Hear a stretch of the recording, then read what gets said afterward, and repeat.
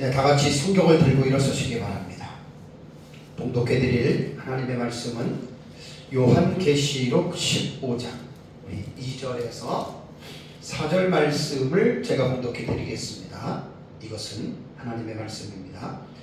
또 내가 보니 불이 섞인 유리 바다 같은 것이 있고 짐승과 그의 우상과 그의 이름의 수를 이기고 벗어난 자들이 유리 바닷가에 서서 하나님의 검은 고를 가지고 하나님의 종 모세의 노래 어린 양의 노래를 불러 이르되 주 하나님 곧 전능하신 이시여 하시는 일이 크고 놀라우시도다.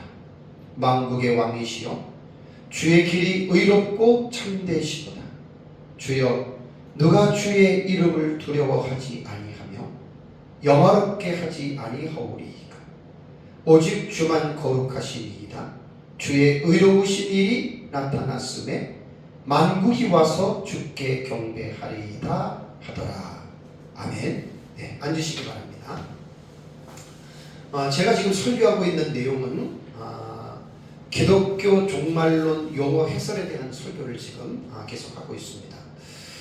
기독교 종말론 용어 해설은 이제 구약 성경과 신약 성경에 기록된 종말론에 관한 그 내용들을 거기서 용어를 하나하나씩 제가 이제 정리해서 지금 설교를 지금 하고 있습니다. 이제 오늘 이번 시간이 16번째 주제를 가지고 제가 설교를 하고 있거든요. 근데 이제 가끔은 이제 지난주에 제가 여러분들에게 설교한 대로 기독교에서 어떤 성경에는 그 용어가 나오지는 않는데 그 기독교 안에서 사용하고 있는 종말론적인 어떤 그러한 용어들이 있어요. 예를 들자면 제가 신부단장이라고 하는 용어에 대해서 제가 지난주 5예배 때 말씀을 드렸잖아요. 근데 그런 것들은 용어는 신부단장이라고 하는 용어는 성경에 나오지는 않지만 성경에는 그것을 말을 하고 있다라고 하는 말입니다. 그래서 제가 지금 이제 기독교 종말론의 용어에 대해서 이제 성경을 중심으로 해서 이제 우리에게 말하고 있는 부분들을 하나하나 지금 제가 다시 또 이렇게 여러분들에게 설교를 하고 있습니다. 기독교 종말론 용어 해설은 제가 지금 그 저술하고 있는 책이 이제 요한계시록 독법과 한눈에 보는 요한계시록 독표 해설이라고 하는 그 책에 들어갈 사실 원고가 됩니다. 그래서 사실은 저희 교회에서는 요한계시록을 주회를 통해서 제가 많이 사실 우리 교회 설교를 했습니다. 특별한 어떤 하나님의 은혜와 섭리로 생각을 하고 요한계시록 1장부터 22장까지 전장을 10년 동안에 제가 2번이나 제가 다 마치고 또 연대기적으로도 전체적으로 한 번 마치고 또 그리고 또 이제 지금 종말론 용어에 대한 해설에 대한 설교를 하고 있기 때문에 사실은 어떻게 보면은 우리 교회를 위한 설교라기보다도 제가 지금 대한이스라엘 성서연구원 유튜브를 운영하고 있는데 이제 거기에 있는 사실 어떻게 보면은 그 독자들을 위해서 사실은 제가 본문을 좀 이렇게 설교를 하고 있다라고 생각하셔도 됩니다. 그래서 사실은 이제 2022년 2년 전이죠. 5월부터 11월까지 제가 이제 그 요한계시록을 연대기적으로 그때 설교를 했습니다. 그 설교가 사실은 이제 중첩이 됩니다. 그래서 이미 그 내용도 유튜브에 올라가 있기 때문에 이제 제 영상을 보시는 분들은 이거 2년 전에 했던 설교인데 그럴 수 있습니다. 그러니까 중첩이 되는데 이제 그때는 제가 주의 형식으로 자세하게 이제 본문을 주의 형식으로 했고 이번에는 제가 이제 주제 설교는 종말론 용어에 대한 설교는 그런 주혜적인 것도 있지만 그것보다는 이제 핵심적인 내용을 가지고 좀 더 이제 간략하게 제가 이제 좀 뜻을 명확하게 하는 차원에서 제가 설교를 합니다. 요한계시록의 내용은 사실 어렵기 때문에 이제 들어보신 분들은 알겠지만 몇 번 듣는다고 사실 이해되는 내용이 아닙니다. 많이 듣고 사실은 많이 공부를 해야 됩니다. 그래서 이제 제 설교는 이제 유튜브를 시청하시는 그러한 이제 분들에 대해 위해서도 배려하는 차원에서 제가 지금 이제 올리고 있다라고 여러분들이 또 이해해 주시면 되겠습니다. 이제 성경에 기록된 이제 종말론에 관한 용어와 내용에 대해서는 종말론에 대한 성경적인 지식이 부족한 사람들은 아마 거의 처음 듣는 내용일 수가 있습니다. 1260일, 한때, 두때, 반때, 오늘 설교하는 불이 섞인 유리바닷가, 뭐 바다에서 올라오는 짐승, 땅에서 올라오는 짐승, 뭐 예를 들자면 뭐 이런 것들, 뭐 공중에 날아가는 독수리가 뭐 외치는 것들이라던가 이런 것들은 성경을 잘 알지 못하시는 분들은 교회를 오래 다녔어도 저게 뭔 말이지? 그럴 수 있습니다. 뭐 음녀, 뭐 두중이, 뭐 이제 이런 것들, 이제 그런 것들은 사실 종말론적인 그런 용어거든요. 근데 이제 우리가 성경을 읽고 우리가 이제 성경을 공부하다 보면은 왜 종말론이 어렵냐면 종말론에 관한 이 계시들은요 거기다가 상징적인 언어를 사용해서 기록을 했습니다. 그러니까 우리가 그냥 평소에 우리가 늘 읽을 수 있는 그냥 문학적인 뭐 서정시라던가 서사시라던가 그 다음에 뭐 어떤 시적인 표현이라던가 뭐 예를 들자면 뭐 그런 어떤 식으로 기록을 했다면 금방 우리가 이제 이해를 할 수가 있겠는데 종말론에 관한 본문은 그렇게 기록들을 안 했습니다. 거기다가 상징적인 언어로 사용을 했기 때문에 문학적인 장르로 볼 때는 그것이 묵시문학적인 장르로서 그것이 편성되어져 있는 거예요. 그래서 사실은 종말론을 공부할 때에는 그냥 우리가 성경을 읽고 공부를 하면 많이 어렵습니다. 그래서 우리가 종말론을 공부할 때에는 기본적으로 여러 가지에 필요한 어떤 기본적인 지식을 가지고 또 그 지식을 기반으로 해서 공부를 할 때 우리가 여러분 종말론을 이해할 수가 있습니다. 그렇지 않으면 읽어도 무슨 말인지 모르고 설교 한두 번 들어도 그런 것 같은데 그것이 맥이 전체적으로 연결되어지는 것은 여러분 결코 쉽지 않습니다. 그래서 이제 중요한 내용들은 계속해서 많은 반복들을 통해서 우리가 이 말씀이 무엇을 우리에게 말하고 있는지에 대한 이러한 부분들을 우리가 분명하게 우리가 이해를 해야 됩니다. 이번 주에 제가 여러분들에게 전하는 말씀은 요한계시록 15장 조금 전에 공독해드린 15장 2절과 4절에 기록된 내용의 말씀이거든요. 자, 본문에 나오는 내용은 사도 요한이 이제 이 계시를 보았다라는 말이 나옵니다. 우선 2절을 보시면 또 내가 보니 카이에이돈이라는 말이거든요. 그리고 내가 또 보았다. 그러니까 요한계시록을 보면 바울이 본 것과 들은 것들을 계속해서 지금 기록하고 있고 말하고 있잖아요. 그죠? 그러니까 계속해서 요한계시록에는 요한이 본 것, 요한이 들은 것들을 계속해서 이런 계시들이 지금 이제 기록이 되어지고 있는 것입니다. 그래서 이제 요한이 또 내가 보았다라고 말을 하는 것은 2절을 보니까 요한은 무엇을 봤냐면 불이 섞인 유리바다 같은 것이 있고라고 그랬습니다. 그러니까 무엇을 봤는데 불이 섞인 유리바다 같은 것을 요한이 지금 보았다는 말입니다. 그래서 저는 오늘 설교 제목을 불이 섞인 유리바닷가는 무엇을 말하느냐라고 하는 이 설교 제목을 잡은 거예요. 요한이 보았던 불이 섞인 유리바다 같은 것이 뭐냐? 이것에 대한 설교 제목을 제가 잡았습니다. 요한계시록을 볼 때는 우리가 그냥 읽잖아요. 그냥 우리가 읽어 나가는데 사실은 요한계시록에서 제일 어려운 부분이 6장부터 19장까지라고 그랬죠.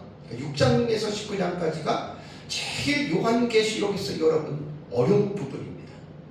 읽어도 금방 이해가 되지 않는 그런 좀 묵시적인 성격을 가지고 기록을 했기 때문에 읽어도 정말 이해가 될 수 있는 부분들이 거의 없어요. 그래서 이제 읽다가 보면 너무 어려운 말들이 계속 반복되고 진행이 되니까 거의 다 보면 읽다가 그냥 지칩니다. 아니 어쩔 수 없이 읽고는 나가는데 흰 말이 나왔고 붉은 말이 나왔고 검은 말이 나왔고 청황색 말이 나왔고 그런데 도대체 이게 무슨 뜻인지를 모르고 그냥 읽어가거든요. 그래서 이제 제가 요한계시록을 계속해서 연구를 하면서 2년 전에 제가 요한계시록 독법에 대해서 여러분들에게 설교를 했습니다. 요한계시록 독법, 요한계시록을 어떻게 읽어야 되느냐.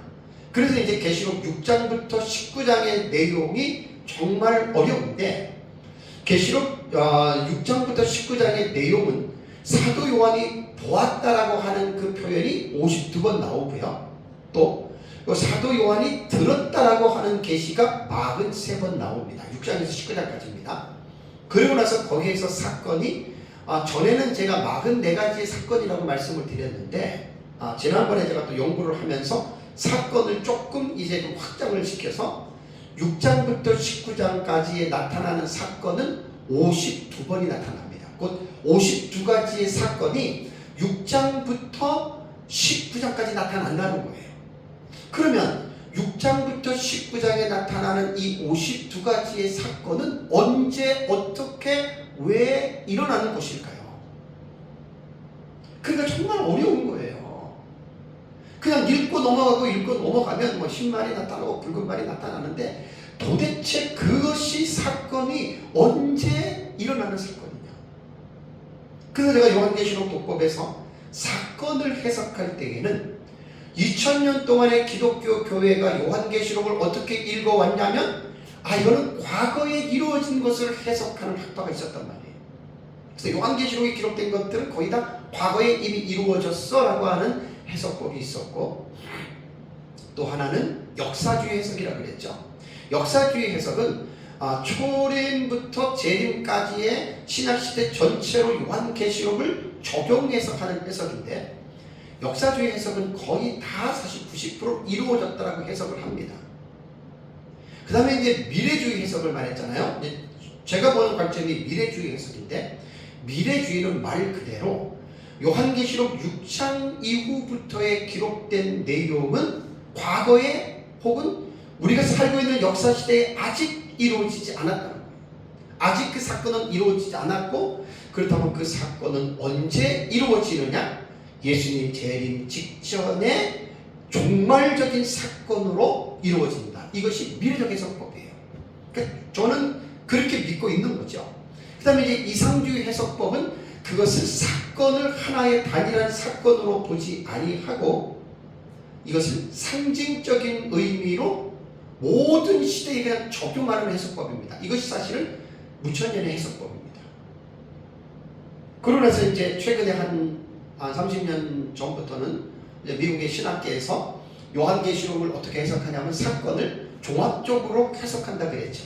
그러니까 뭐 과거 본문에 따라서 뭐 이것은 과거로 하고 이것은 뭐 미래로 하고 이것은 뭐 이상주의로 하고 뭐 이것은 역사주의로 하고.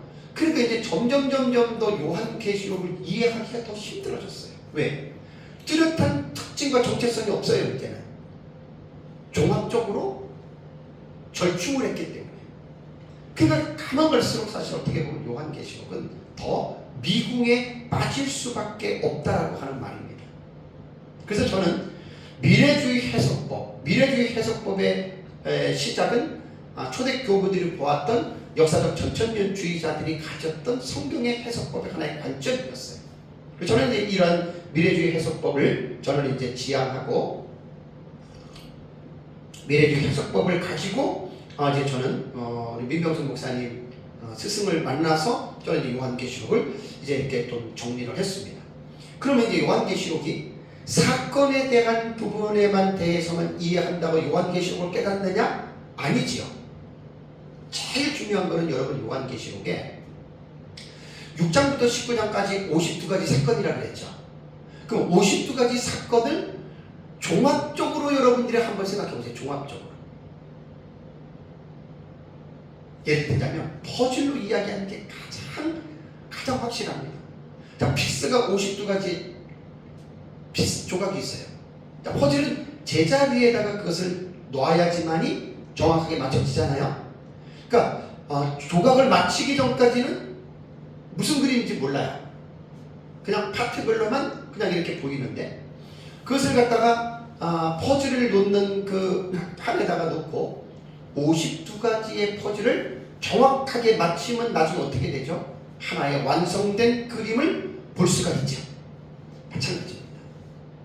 그러니까 요한계시록이 왜 어렵냐면 단순히 한 가지의 사건이 과거냐 역사냐 미래냐 이상이냐 그렇게 해석한다고 끝나는 게 아니라 전체적인 내용을 하나의 완성된 스토리로 그림으로 그것을 볼 수 있는 거예요. 그래서 제 책 뒤에 보면은 요한계시록 도표 있잖아요. 만들어 놓은 거. 그것이 이제 대표적인 예가 됩니다. 그래서 성경을 볼 때 특히 특별히 요한계시록에서는 우리가 뭘 이해를 해야 되냐면 요한계시록 안에서 이러한 전체적인 내용들을 이제 종합적으로 볼 수 있는 여러분 이런 부분들을 우리가 잘 여러분 이해를 해야 됩니다. 그리고 또 하나는 뭐냐면 6장부터 19장에 52가지 사건이 나온다 그랬잖아요. 그러면 이 사건은 하나의 개별적인 사건이지만 이 사건들은 하나의 개별적인 사건에서 끝나는 것이 아닙니다. 이 하나의 개별적인 사건이 다른 사건들과 시간적인 관계 속에서 연결점이 있다는 것을 기억해야 돼요. 연결점이 있다는 거. 그래서 이제 요한계시록을 우리가 공부를 하면서 하나의 사건을 우리가 공부를 할 때 하나의 사건에서 끝나는 것이 아니라 이 사건이 일어나기 전의 것과 그 다음에 이 사건이 일어난 이후에 어떠한 연관성을 가지고 있는가, 이것도 여러분 우리는 요한계시록을 보면서 그것을 정리할 수 있어야 됩니다. 그래서 제가 오늘 15장 2절과 4절에 불이 섞인 유리바닷가의 사건은 언제 일어나는 것이며, 그리고 이 사건 전후에 어떤 사건들과 밀접한 연관이 있는지 이 부분에 대해서 제가 여러분들에게 말씀을 먼저 드리겠습니다. 먼저 불이 섞인 유리바닷가에 지금 2절에 보니까 다시 2절을 보십시오. 또 내가 보니 불이 섞인 유리바다 같은 것이 있고 짐승과 그의 우상과 그의 이름의 수를 이기고 벗어난 자들이 유리바닷가에 서서 하나님의 검은 거를 가지고 이제 노래를 부르잖아요. 그죠? 자, 그렇다면 이 사건이 이루어지기 이전에 어떤 사건이 이루어진다 그랬죠? 무슨 사건과 연결이 되는 거예요? 그러니까 이 사건이 이루어질 때 어떤 사건과 연결이 되냐면 예수님의 재림하시고 나서 이게 이루어지는 거예요. 왜 제가 요한계시록이 어렵다고 했냐면, 만약 요한계시록을 사건 하나하나만 해석하는 사람들이 있어요. 하나 해석하고 끝내요. 그러면 별 어려운 게 없죠. 요한계시록에 나타난 사건들을 가지고 다 얘기를 해가지고 60몇 가지, 67가지 사건이 나타나는데 일단부터 사건만 얘기하면 끝나는데 그렇게 하는 게 아니에요. 그거를 전체적으로 종합적으로 그거를 하나로 연결을 해야 되거든요. 이게 사실은 제일 힘든 거예요. 그래서 이렇게 해석하는 방법을 제가 단락의 해석법이라고 이야기를 했잖아요. 그래서 이 불이 섞인 유리바닷가가 이 환상을 사도 요한이 보기 전에 어떠한 사건이 일어났냐면 6번째 대접이 쏟아지는 사건이 일어납니다. 그래서 이제 6번째 대접은 우리가 잘 아는 대로 16장에 나오잖아요. 계시록 16장에 보면은 첫 번째 대접부터 7번째 대접이 계시록 16장에는 다 나타납니다.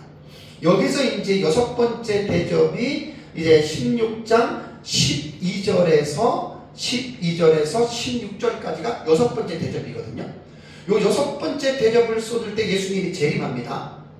그리고 이 6번째 대접을 쏟을 때에는 예수님이 재림하는 것에 대해서는 별로 이렇게 확실하게 나타나지 않습니다. 다만 여러분들이 16장을 보시면 16장 15절에 보라 내가 도둑같이 오리니라는 요 말씀 하나밖에 없어요. 그러니까 6번째 대접을 여러분들이 16장을 읽어보시면 여기 무슨 예수님의 재림이 나타나? 안 나타나거든요. 근데 6번째 재림이 예수님이 재림하십니다. 그러면 예수님께서 재림하시는 그 광경, 예수님께서 재림하실 때 나타나는 그 내용은 요한계시록 19장에 나타납니다. 그래서 19장 여러분들이 11절과 21절에 보면은 예수님께서 백마 타고 하늘에서 내려오시죠. 그것이 바로 예수님의 재림에 관한 상황이라는 거예요. 그래서 우리는 요한계시록을 볼 때는 한 부분만 보는 것이 아니라 요한계시록 안에서 전체적인 내용들을 가지고 우리는 연결할 수가 있어야 돼요. 그래서 불이 섞인 유리바닷가의 사건이 일어나기 전에 예수님이 재림하십니다. 자, 그렇다면 예수님이 재림하실 때 계시록 19장 11절에서 21절에는 아마겟돈에 포진되어 있는 지상의 군대를 예수님께서 심판하시죠. 그죠? 자, 심판하시고 어떻게 돼요?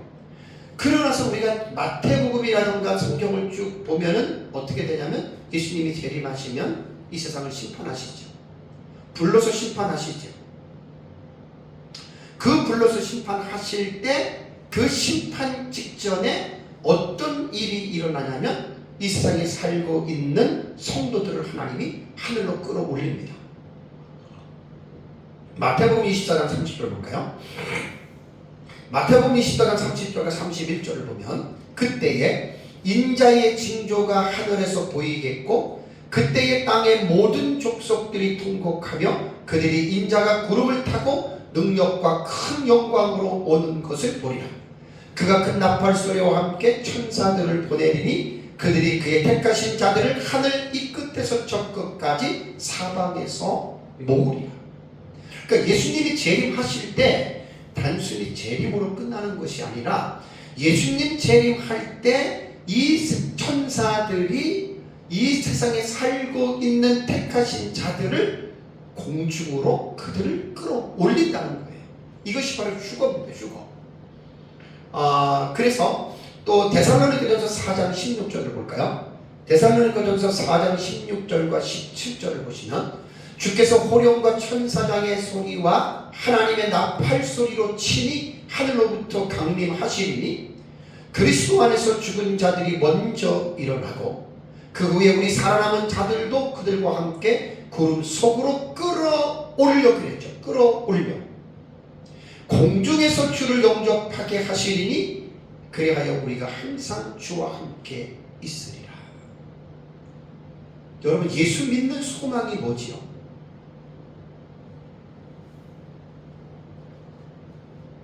하나님의 진리에 대한 소망이 불확실한 사람들은 예수 믿는 소망이 예수님 믿어서 복을 받아서 이 땅에서 편안하게 누리면서 살기 위한 것이 예수님을 믿는 목적이 될 수가 있습니다.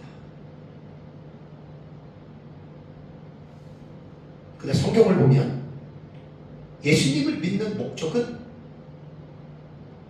예수님 믿고 편안하게 잘 먹고 잘 살기 위해서 예수 믿는 것은 아닙니다. 왜냐하면 성경에는 예수님을 믿는 것은 우리가 다만 그를 믿을 뿐만이 아니라 그와 함께 고난도 함께 받는다라는 말이 있습니다.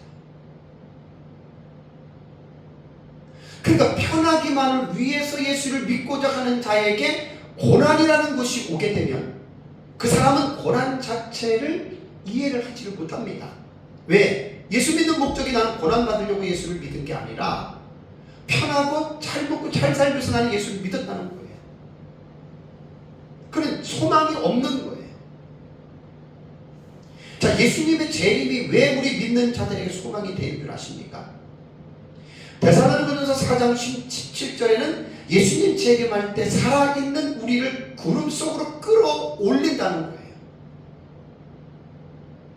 여러분, 무슨 소망을 갖고 예수를 믿고 있습니까?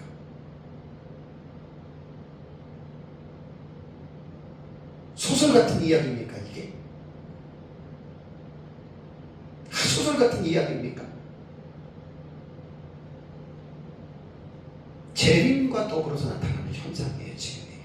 끌어올린다는 말이 헬라어로 하르파조라고 했잖아요. 하르파조. 잡아채다 혹은 데려가다. 이 세상에서 예수 믿고 구원받은 자들을 성도들이 잡아채는 거예요. 어디로? 구름 속으로 끌어올려서 공중에서 주를 영접하게 하시기 위함입니다.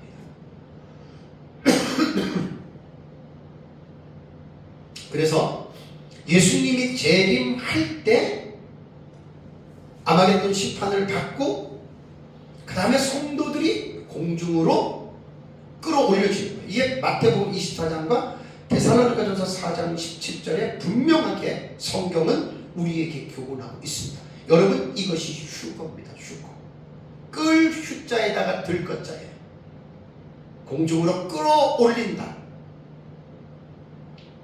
그렇다면 왜 휴거가 되겠습니까? 왜 예수님 재림할 때 왜 이 세상에 살아있는 성도들이 왜 공중으로 올라가야 되죠? 공중으로 올라가지 아니하면 큰 일이 벌어지는데 계시록 16장을 가보세요. 16장. 계시록 16장의 17절부터 여러분들이 보시면 17절에서 일곱째 천사가 그 대접을 공중에 쏟음에 큰 음성이 성전에서 보좌로부터 나서 이르되 되었다 하시니 번개와 음성들과 우레소리가 있고 또 뭐라고 했습니까? 큰 지진이 있어 얼마나 큰지 사람이 땅에 있어 온 이래로 이같이 큰 지진이 없었더라. 그 다음에 19절에 큰 성이 세 갈래로 갈라지고 만국의 성들도 무너지니 큰 성 바벨론이 하나님 앞에 기억하신 바 되어 그의 맹렬한 진노의 포도주잔을 받음에 각 섬도 없어지고 산악도 간데 없더라. 잘 보시면 7번째 천사가 대접을 공중에 쏟는다는 것입니다. 그러면 7번째 대접이죠.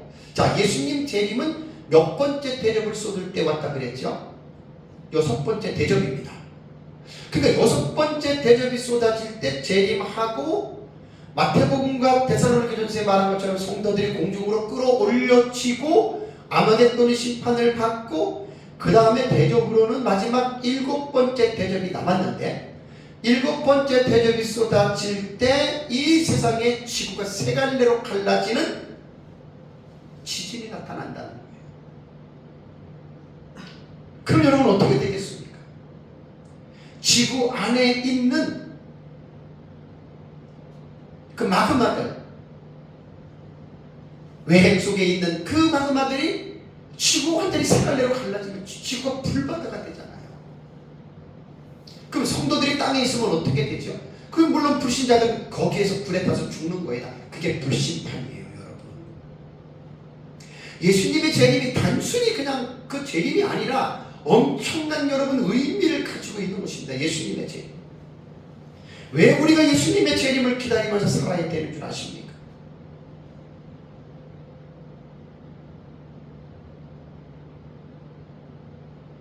불심판이란 말이에요. 그래서 성도들이 세상에 있게 되면 그 불에 타서 죽으니까 하나님이 성도들을 구름 속으로 그들을 끌어올린다. 이것이 바로 휴거에 대한 이유입니다.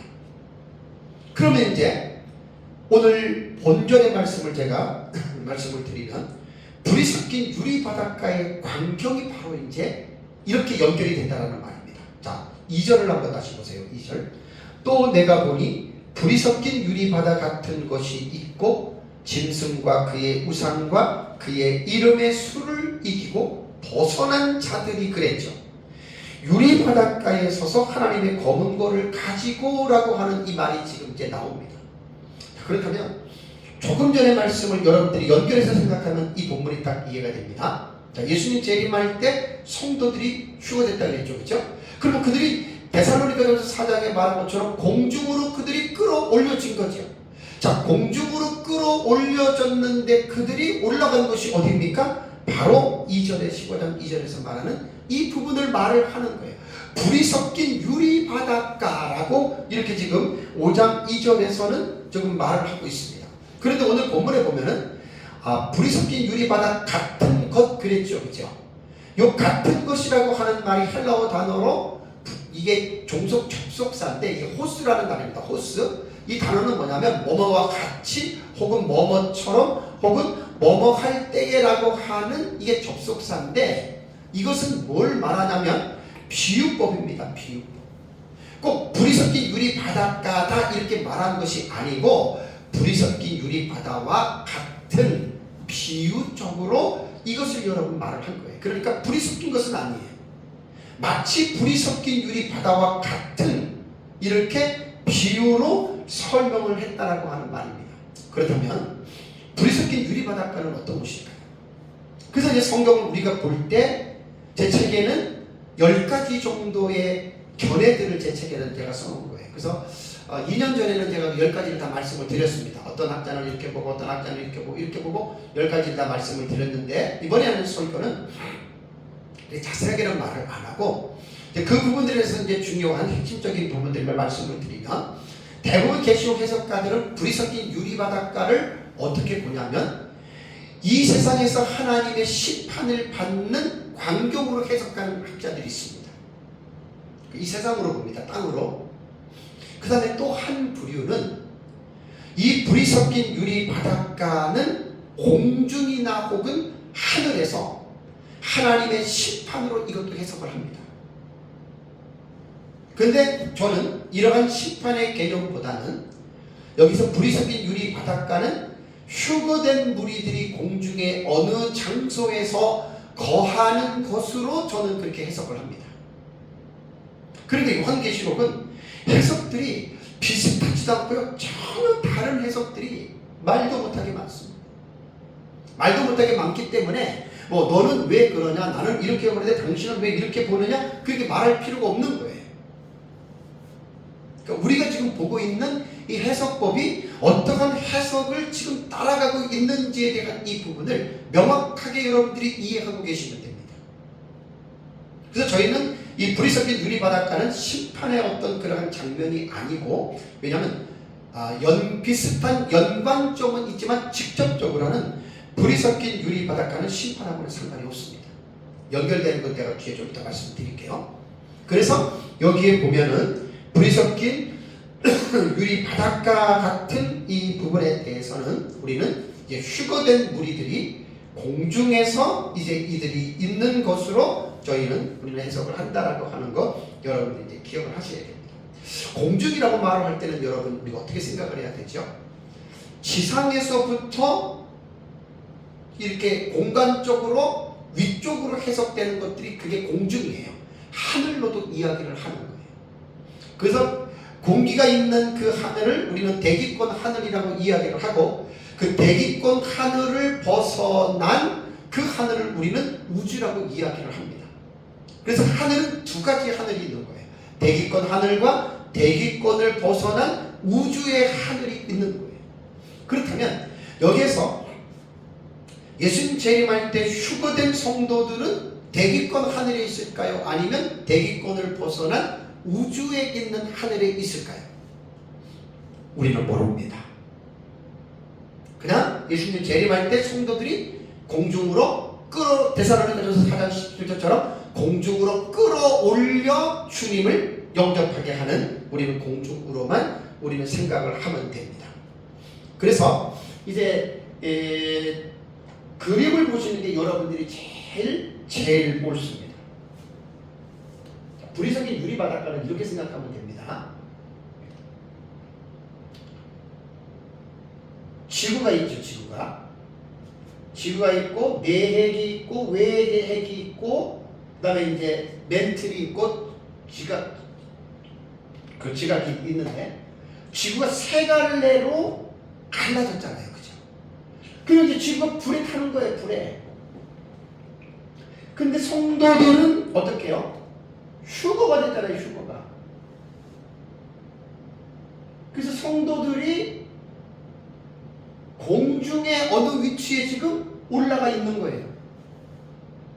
그러면 불이 섞인 유리 바닷가 같은 것이라고 요한이 이야기를 했는데, 이렇게 생각하시면 됩니다. 아마 사도 요한은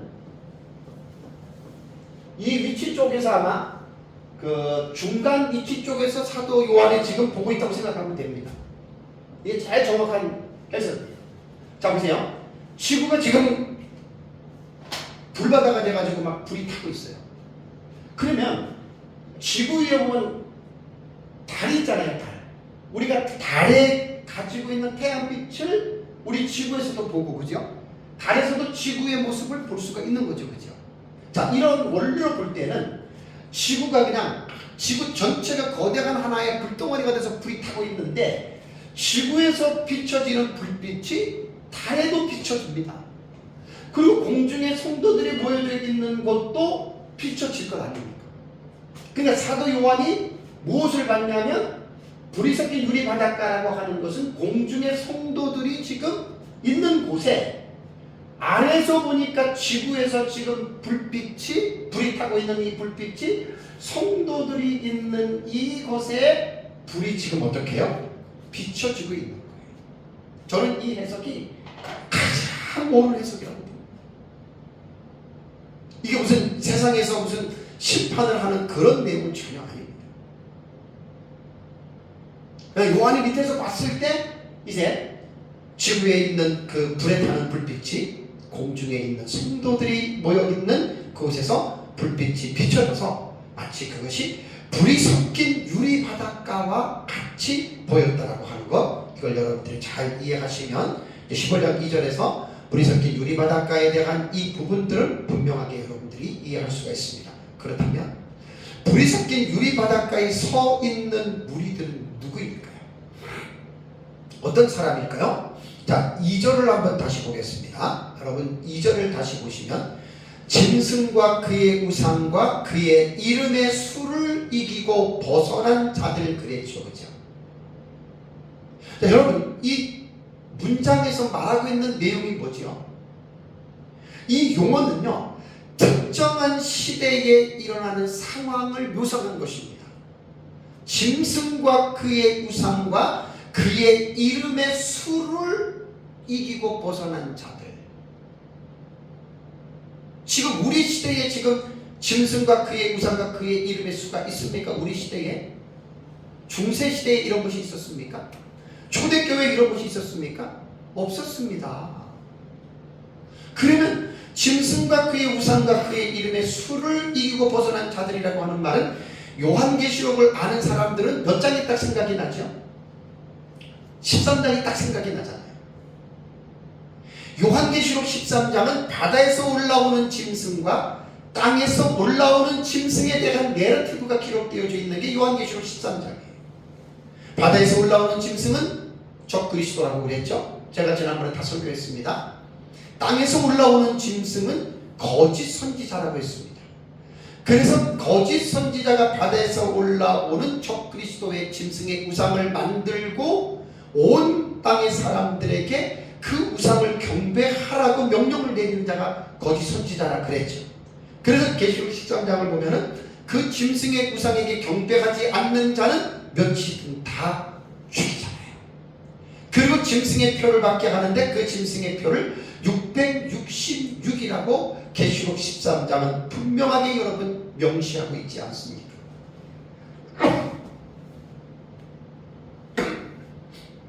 그리고 계시록 13장에 나오는 그러한 내용입니다. 그러니까 불이 섞인 유리 바닷가에 나타나는 이 사건은 본문의 말씀을 볼 때에 이 사건이 일어나는 시기는 언제 일어나느냐? 이 사건은 예수님의 죄송합니다. 이 사건은 예수님의 재림하시기 직전에 이렇게 한 일의 후반부에 해당되는 시기입니다. 이게 이제 우리가 대환란도 제가 사실은 주제 설교 때 여러분들에게 말씀을 드렸어요. 대환란에 대해서도 여러분들에게 제가 설교할 때 말씀을 드렸고, 그래서 이제 그 대환란 시기에 이제 계시록 13장의 사건이 일어나는 거예요. 그래서 적그리스도가 등장하고 거짓 선지자가 등장해서 이제 한 일의 후반부에 나타나는 그 시기에 이제 전 세계 사람들에게 이제 짐승의 표를 강요하고, 그게 바로 이제 후반부에 일어나는 것이거든요. 그렇다면 여기에서 불이 섞인 유리 바닷가에 올라가 있는 성도들을 우리는 구체적으로 이 사람들이 누구인지를 구분할 수 있어야 됩니다. 크게 네 부류입니다. 첫 번째는 이제 하늘의 전반부가 끝나기 전에 성도들을 실현하는 황충화가 있다고 그랬죠. 처음 듣는 사람들은 뭔 말인가 그렇지만 어쩔 수 없이 들으셔야 됩니다. 황충화에서 믿음 안에서 깨어있지 않는 사람들은 대환란으로 떨어질 수밖에 없습니다. 계시록에서 그걸 말하고 있습니다. 그래서 황충화에서 믿음의 시련을 받을 때에 그 믿음의 시련에서 이기는 자들이 대환란에 빠지지 않고 하나님의 예비처에 들어간다고 말씀을 드렸어요. 그래서 하나님의 예비처에 들어가 있는 사람들은 대환란 기간 동안에 전혀 상관이 없는, 머리털 하나도 상하지 아니하는 그러한 가운데에 이제 그들은 보호를 받게 됩니다. 그 다음에 또 하나는 뭐냐면, 미련한 다섯 처녀와 같이 두증인들의 메시지를 듣지 않고 말씀 듣지 않고 세상에 빠져가지고 이제 성령 충만하지 않게 그렇게 충만하지 않고 그렇게 세상에 취해서 살다가 마지막에 환난을 당하게 되면 그건 어쩔 수 없이 떨어지고, 그렇게 떨어지는 사람들은 대환란 기간 동안에 이 세상에서 주어지는 모든 그 환난들을 겪어야 됩니다. 사실 많은 사람들이 죽습니다. 그건 어쩔 수 없어요. 성경이 말하고 있습니다. 근데 이제 그 가운데서 죽지 않고 살아남은 성도들이 있단 말이에요. 그들하고 그 다음에 이제 유대인들 가운데에, 이스라엘 백성들 가운데에, 저는 뭐 세대주의자들처럼 우리는 유대인들을 특별하게 취급하지는 않습니다. 그러나 다니엘서의 계시라던가 신약성경의 계시로 볼 때 육신적인 이스라엘 유대인들은 우리가 무시할 수 없는 것은 사실입니다. 그들이 주인공은 아니지만 그 유대인들 가운데 생명책에 기록된 자들이, 구원받은 자들이 있어요. 그들이 거기에 포함이 되고, 또 하나는 뭐냐면 예수님 재림할 때 첫째 부활자들 기억나시죠? 두 증인들이 1260일 사역을 마치고 순교를 당하잖아요. 그리고 그들이 죽임을 당하잖아요. 그리고 그들이 부활하고 승천하잖아요. 그들이 예수님 재림할 때 백마탄 군대로 여러분 그들이 내려와서 이 세상을 심판하는데 함께 여러분 동참합니다. 그러나 이제 그들이 아마겟돈을 심판하고 나서 이제 성도들과 함께 불이 섞인 유리 바닷가로 지금 올라간 거예요. 지금. 그러니까 정확하게 말하면 네 부류의 성도들이 여러분 불이 섞인 유리 바닷가에 올라가 있다라고 여러분들이 생각을 하면 됩니다. 자, 그러면 3절을 한번 보겠습니다. 3절을 보시면 하나님의 종 모세에게 노래, 어린 양의 노래를 불러 이르되. 자, 노래가 나오죠. 자, 여기서 하나님의 종 모세에게 노래와 어린 양의 노래를 불이 섞인 유리 바닷가에 올라가 있는 사람들이 지금 찬송을 부릅니다. 지난번에는 이 찬송의 가사에 대해서 지난번에 다 말씀을 드렸지만, 그 내용에 대해서는 제가 생략을 합니다. 근데 여기에서 이제 모세의 노래와 어린 양의 노래가 이 두 가지냐 아니면 한 가지냐, 요 해석이 있습니다. 자, 두 종류로 해석하는 해석가들이 있거든요. 그러니까 모세의 노래는 출애굽을 배경으로 해서 구약의 이스라엘 백성들이 찬양을 한 것이다 라고 말을 하고, 또 하나는 어린 양의 노래는 짐승의 핍박과 위협으로부터 구원받은 자들이 노래라고 이렇게 이야기를 하는 학자가 있습니다. 두 가지. 근데 저는 두 가지라기보다는 한 가지 종류의 노래라고 저는 보는데, 자, 두 가지의 노래가 모세의 출애굽의 구원으로부터 시작해서 어린 양의 온전한 구원에 이르는 하나의 사실은 노래예요. 그러니까 표현상으로는 출애굽에 대한 것과 모세의 노래와 그 다음에 어린 양의 노래 두 가지로 보기는 하지만 실제적으로는 구원이라고 하는 하나의 촉점을 갖고 있다는 말이에요. 홍해바다를 건넌 것도 구원에 대한 감격으로 부른 것이고, 또 어린 양의 노래도 예수 그리스도를 말미암아 구원받은 구원에 대한 감격을 가지고 부르는 것이고, 그러니까 표현상으로는 두 가지가 될 수가 있겠지만 노래로 볼 때에는 한 종류의 노래로 보는 것이 여러분 저는 옳다고 봅니다. 여러분 한번 생각을 해보십시오. 이 요한계시록 우리는 공부를 쭉 했기 때문에, 자, 계속해서 이제 요한계시록에서는 이제 마지막 때에 대해 환란이 있을 것에 대해서 분명히 성경은 말을 하고 있습니다. 그리고 이제 적그리스도가 나타나고, 그 다음에 이제 음녀의 무리들이라든가 거짓 선지자가 나타나서 이 세상에 살고 있는 성도들을 얼마나 핍박을 하고 박해를 합니까?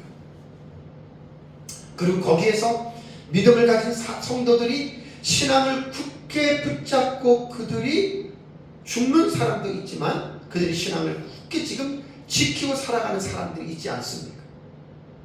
그리고 그들은 예수님의 재림을 정말 기다리면서, 예수님이 재림하면 자기들이 휴거에 대한 소망을 가지고 이제 이 땅에서 한 일회의 그 기간 동안에 많은 성도들이 지금 예수님의 재림을 정말 기다리면서 믿음 안에서 참고 있었을 것이라는 말입니다.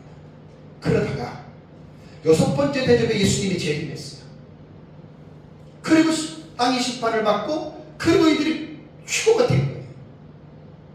그리고 공중에서 주님을 만난 거예요. 여러분 그 감격을 한번 생각해 보세요. 우리가 성경은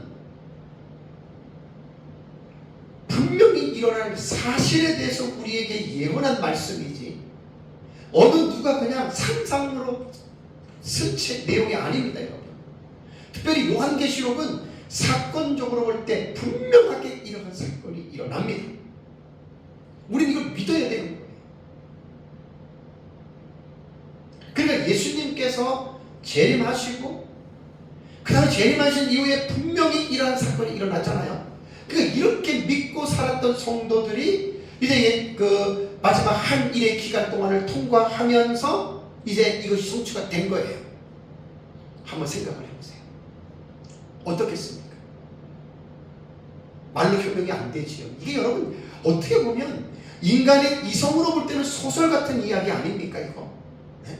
판타지에 속하는 소설 같지 않아요? 예수님 재림하면 성도들이 공중으로 끌어올리고 그래서 공중에 어느 영역에서 성도들이 막 모여있고 지구는 불이 타고 그 불이 섞인 유리바닷가 같은 데서 여기서 이제 예수님과 함께 어린 양과 모세의 노래를 부르고 있다. 인간의 이성적으로 볼 때는 판타지 소설에 나올 법한 이야기지만 여러분 팩트입니다. 이것이 사실. 이것을 믿는다면 우리가 미리 믿음으로 한번 이 광경을 한번 우리가 이해해 봅시다. 저는 믿어요 이거를. 그래서 구원받은 자들이 거기서 뭘 하겠어요? 말할 수 없는 아래를 보니까 지구는 불타고 있어요. 성경에 기록된 대로 교회를 다니면서 그렇게 설교를 들은 대로 그것이 사실대로 지구가 세간으로 가면서 불이 타고 있고 그리고 자기들이 예수님 때문에 자기들이 착하게 살고 의롭게 살아서 구원받은 것이 아니라 예수님을 믿는 믿음 때문에 구원받아서 휴거됐단 말이에요. 그래도 불이 섞인 유리바닷가에서 모세의 노래, 어린 양의 노래를 부르는 이 성도들의 여러분 심정을 여러분들이 한번 이해해 보시기 바랍니다. 얼마나 감격과 환희와 이 화물감에 휩싸여서 노래를 부르는 것이겠습니다. 여러분 기가 막힌데요. 성경이 아니면 이러한 것들을 어느 누구도 우리에게 말해줄 사람이 없습니다. 예수님 재림하면 끝. 예수님 재림하면 천국 이렇게만 알지. 그 이후에 어떠한 사건이 이루어지는지에 대해서는 성경을 모르면 전혀 알지도 못하는데요. 그래서 요한계시록을 보면 이러한 내용들이 이렇게 구체적으로 기록이 되어져 있기 때문에 요한계시록에서 지금 이러한 부분들을 지금 설교자가 여러분들에게 해석을 하고 설교로 지금 이런 부분들을 여러분들에게 지금 말씀드리고 있다라고 하는 사실입니다. 여러분 성경을 믿으십시오. 불에 섞인 유리바닷가라고 하는 이 말씀을 여러분들은 믿으십시오. 반드시 이러한 일이 나중에 일어날 것입니다. 만약에 우리 시대에 예수님께서 재림을 하신다면 저와 여러분들이 이 불이 섞인 유리 바닷가에 우리는 올라갈 것입니다. 우리가 불이 섞인 유리 바닷가에서 우리가 어린 양과 모세의 노래를 부르면서 날 그 지구의 그 생활대로 갈라지는 그 불시판 속에서 우리를 구원해 주신 그 예수 그리스도의 구속의 은혜와 하나님의 그 놀라우신 사랑을 정말 우리는 불이 섞인 유리 바닷가에서 모세의 노래와 어린 양의 노래를 우리는 부를 것이라고 하는 이러한 믿음을 여러분들이 가지시고 신앙생활 하시기 바랍니다. 다음에 이제 마지막으로 그럼 불이 섞인 유리 바닷가에 대한 이 사건이 일어난 다음에 어떤 사건이 나타날까요? 여러분 생각해 보셔야죠. 오후에 제가 이제 설교할 내용이거든요. 그래서 제가 연결해서 제가 설교를 하는 거예요. 자, 한일에는 다니엘서 9장 24절과 27절에 하나님이 다니엘을 통해서 예언해 놓은 확고부동한 계시 하늘에 봅니다. 그다음에 예수님께서 재림하시죠. 재림할 때 어떻게 해요? 불이 섞인 유리바닷가로 성도들이 휴거됐다고 그랬죠. 그죠? 자, 요거를 이제 생각을 하셔야 돼요. 불이 섞인 유리바닷가. 휴거가 된 상태에서 그 다음에 일어난 사건은 뭘까요? 그럼 우리 역사적 전천년에 우리가 요한계시록을 이해하는 신학적 입장으로 볼 때 무천년은 예수님 재림하고 그냥 끝이라고 보지만 역사적 전천년은 예수님 재림하면 끝이 아니에요. 이 땅에 뭐가 있지요? 천년 왕국이 있을 것을 믿는 것이 이게 역사적 전천년의 종말론의 신학입니다. 초대교회 교부들, 유명한 교부들이 이렇게 본 교부들이 많이 있습니다. 그렇다면 이제 성도들이 예수님 재림할 때 휴거가 돼서 공중으로 올라가 있어요. 그럼 여기에서 언제까지 있을 것 같아요? 저기 천국은 아니에요. 그냥 공중이에요. 저기서 언제까지 있을 것 같아요? 근데 요한계시록만 보면은 그 기간을 알 수 있어요, 없어요? 몰라요. 올라갔어, 천양에. 그럼 또 왜냐하면 사건들이 연결되지를 않잖아요.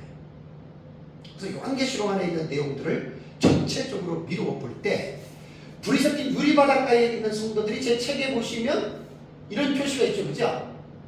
이들이 천년왕국으로 내려온단 말이에요. 그러면 궁금한 게 생기죠.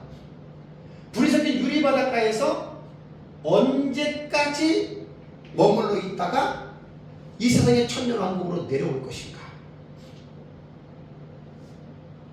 사실 요한계시록에는 나오지 않아요. 요한계시록에는 나오지 않는데 다니엘서 12장 11절과 12절에 보면은 오후에 제가 설교할 내용입니다. 1291과 1335일에 대한 계시가 이 일자 표시가 나와요. 그래서 제가 연결해서 설교를 2년 전에도 똑같이 연결해서 제가 설교를, 왜냐하면 연결해서 설교를 해줘야 돼요. 정말로는 같이 연결되는 거기 때문에. 그래서 다니엘서 12장 11절과 12절에 1291과 1335일의 계시가 불이 섞인 유리바닷가에 머무는 이 기간이 여기에 해당이 됩니다. 그런데 이거는 제가 오후 예배 때에 좀 더 자세하게 이 부분들은 여러분들에게 분명하게 제가 말씀을 드리도록 하겠습니다. 사랑하는 성도 여러분, 요한계시록 15장 2절과 4절에는 불이 섞인 유리바닷가의 환상이 보입니다. 근데 이 불이 섞인 유리바닷가의 환상은 7번째 대접의 심판이 이르기 이전에 이 땅에 생존한 성도들이 예수 그리스도의 재림으로 더불어 공중으로 휴거가 되어서 그들이 공중의 어느 한 장소에 안전하게 머무르고 있는 이 계시라고 우리는 분명하게 이렇게 여러분 믿습니다. 그래서 이 불이 섞인 유리바닷가에서 이제 왜 이들이 휴거됐는지 아까 말씀을 드렸죠. 이 땅에 있으면 땅에서 지금 불바다가 됐기 때문에 성도들이 살 수가 없어요. 다 심판을 받아요. 그래서 그들을 보호하기 위해서 하나님이 휴거를 시켰다 이렇게 믿으시면 됩니다. 그리고 그들이 이제 공중에서 이제 그리스도와 함께 안전하게 불이 섞인 유리바닷가에서 자신들을 구원해 주신 그 하나님의 은혜에 감사해서 모세의 노래, 어린 양의 노래를 감격적으로 지금 부르고 있는 것이 이것이 지금 이제 불이 섞인 유리바닷가였다라고 하는 사실입니다. 근데 여기에서 불이 섞인 유리바닷가에 올라가 있는 성도들은요, 공통점이 뭔 줄 아십니까? 예수님 재림 직전에 살았던 성도들이었는데 다 믿음으로 이긴 자들입니다. 여러분 이걸 꼭 기억하시기 바랍니다. 믿음으로 이긴 자입니다. 구원론에 대해서 이렇게 악인하게 배우신 분들은 예수님을 믿으면 구원받습니다. 사실이거든요. 근데 구원받았다고 끝난 게 아니잖아요. 구원받은 사람은 이 세상에서 어떻게 살아야 되는 줄 아십니까? 이기는 신앙생활 하면서 살아야 돼요. 왜냐하면 계시록 2장과 3장이 7교회 나오죠. 7교회에 빠지지 않고 말한 내용이 두 가지라고 그랬죠. 이기는 자는 그러니까 어떤 교회든지 간에 에스워포드, 사빌라 7교회를 향해서 예수님은 전부 다 이기는 자가 되라. 이기는 자가 되라. 이기는 신앙생활하라. 이렇게 예수님께서 명령하셨습니다. 이긴다는 말이 뭐라 그랬죠? 이게 분사예요. 현재 능동태로 되어 있습니다. 신앙생활은요, 자발적으로, 자원적으로 내가 이기는 신앙생활을 여러분들이 택해야 되는데, 현재입니다. 늘 그렇게 택해야 됩니다. 안타깝게도 깨어있지 않는 성도들은 이기는 신앙생활을 선택하지 않습니다. 자신이. 왜? 지는 쪽을 선택합니다. 그게 맞는 말입니다. 세상의 문화에,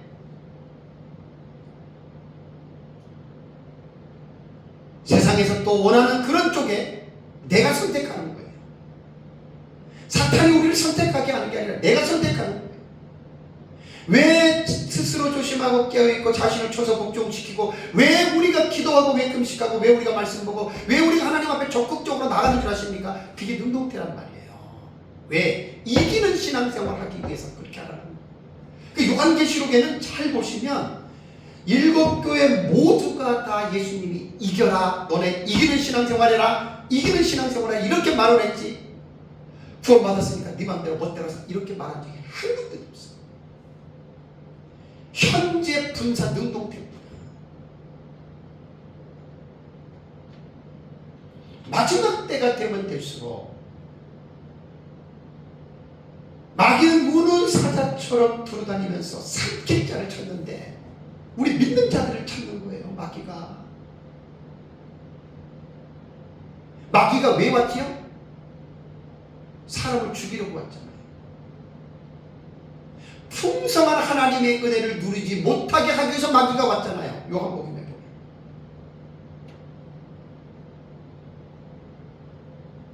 구원받은 자들이 하나님의 풍성한 은혜를 누려야 되는데 항상 중간에 끼는 방해 세력이 마귀란 말입니다.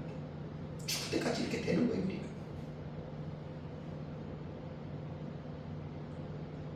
예수님 말씀하신 것처럼 너희는 스스로 조심해야 됩니다. 이거는 경고입니다. 말씀이 우리에게 경고했다고 해서 모든 성도들이 그 경고를 받아들이냐? 절대로 그렇지 않습니다. 마귀와 친해지고 마귀의 권한 속에 있는 사람들은, 구원받은 자들도 경종의 음성을 못 듣게 만들어버렸습니다. 마귀가 세상에 취하게 만들어놨습니다. 그래서 이기는 신앙생활보다는 지는 쪽으로 눌러 앉아가지고, 그래서 예수님 재림 때에 이러한 사람들은 도적인들의 메시지로 깨울 때에 일어나기가 힘듭니다. 그래서 결국은 여자의 남은 자손의 범주로 그들이 들어갈 수밖에 없는 불행한 사람이 되는데, 그걸 누가 자초하냐면 자기가 자초하는 거예요. 자기가. 애들도 말을 하면은 요즘에 말 잘 안 들어요. 말 잘 안 들어요. 왜? 자기 주장과 자기 고집들이 있어요. 예수님의 재림을 여러분 기다리면서 성경은 뭘 말하고 있냐면 이기는 자가 되라는 겁니다. 발버둥 치셔야 됩니다, 여러분. 신앙생활 발버둥 치지 않으면 매일 집니다. 진다라는 말은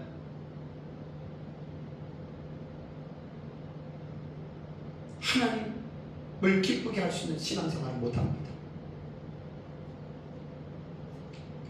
자기 책임입니다. 그 능동태입니다. 그래서 이기는 자 니코티라고 하는 7교회 모두에게 동사를 분해해 보면은 현재 능동태다. 그래서 분사형으로 되어 있다.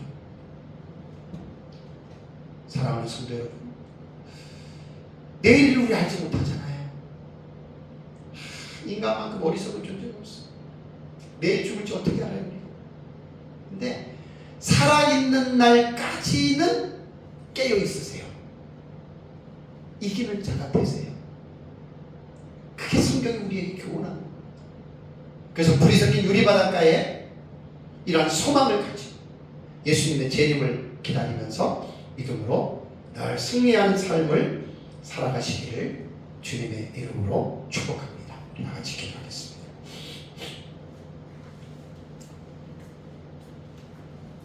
말씀을 생각하면서 우리